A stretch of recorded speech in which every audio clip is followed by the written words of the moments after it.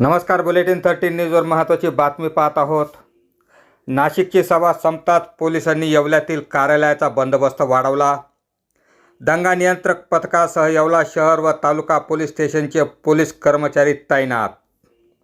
दिनांक 13 ऑगस्ट रोजी मराठा आरक्षण योद्धा मनोज जरांगे पाटील यांनी नाशिक येथे समारोप सभेचं आयोजन केले होते.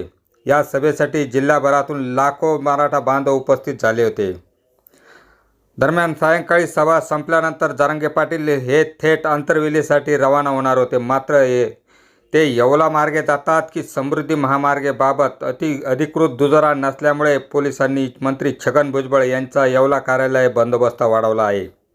यात पोलीस उपविभागीय अधिकारी बाजीराव महाजन, शहर पोलीस निरीक्षक विलास पुजारी, तालुका पोलीस निरीक्षक संदीप मंडलिक यासह पोलीस उपनिरीक्षक, सहाय्यक निरीक्षक दर्जाचे 3 अधिकारी व येवला तालुका शहर पोलीस कर्मचारी व मनमाड येथील दंगा नियंत्रण पथक तैनात करण्यात आले होते.